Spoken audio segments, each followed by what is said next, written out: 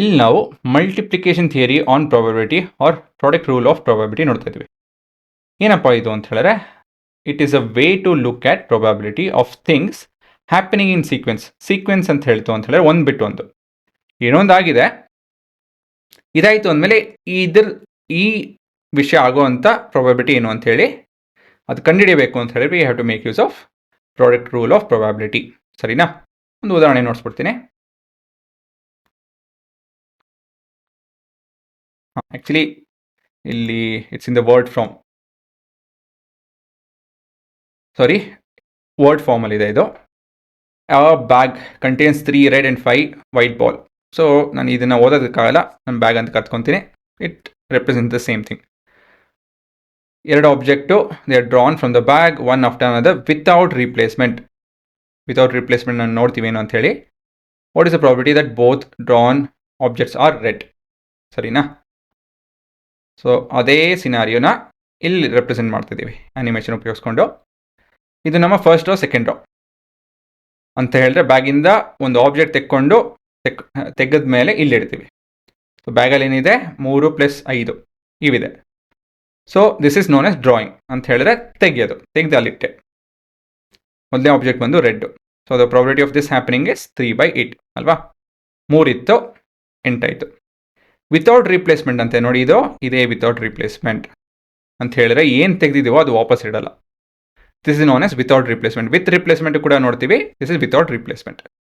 ಹನ್ನೊಂದನೇ ಕ್ಲಾಸಲ್ಲಿ ಇದೆಲ್ಲ ಕಲ್ತಿದ್ದೀರಾ, but still I am being careful. ಇವಾಗ ಮತ್ತೊಂದು ರೆಡ್ ಬಾಲ್ ತೆಗಿಬೇಕು. ವಾಟ್ ಈಸ್ ದ ಪ್ರಾಬಬಿಲಿಟಿ ಅಲ್ವಾ? 2/7.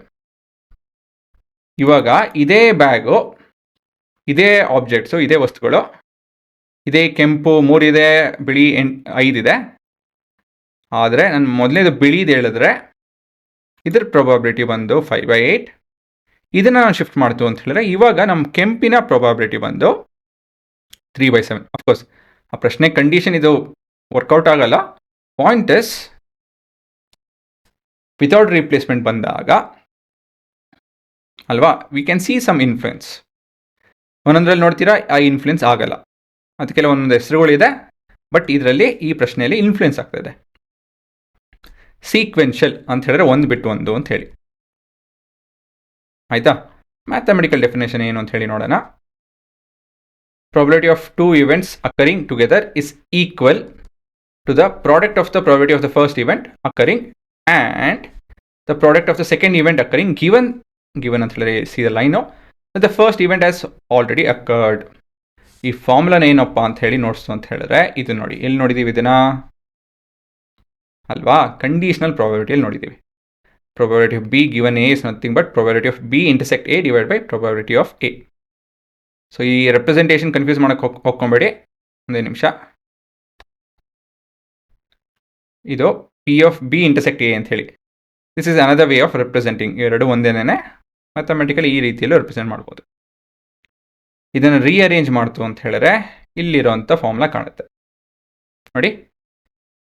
ಸೊ ಆಫ್ಕೋರ್ಸ್ 2 ಫಾರ್ಮುಲಾ ಇದೆ. ಕಂಡೀಷನಲ್ ಪ್ರಾಬಬಿಲಿಟಿ ಅರ್ಥ ಆಗಿದ್ರೆ ಇದು ಅರ್ಥ ಆಗುತ್ತೆ, ಇಲ್ಲ ಅಂತ ಹೇಳಿದ್ರೆ ಇದೆ ಇಲ್ಲಿ ಎಕ್ಸ್ಪ್ಲೇನ್ ಮಾಡೋದಕ್ಕಾಗಲ್ಲ. ಕಂಡೀಷನ್ ಪ್ರಾಬಬಿಲಿಟಿ ಓದ್ಕೊಳ್ಳಿ, ಇದು ಅರ್ಥ ಆಗುತ್ತೆ. ಸೊ ಇಲ್ಲಿ ಸಣ್ಣ ನೋಟ್ ಬರ್ತೀನಿ. There is a different way of representing the same thing. So ಇದು ಗೊತ್ತಿರಬೇಕು, ಉಪಯೋಗ ಬರುತ್ತೆ.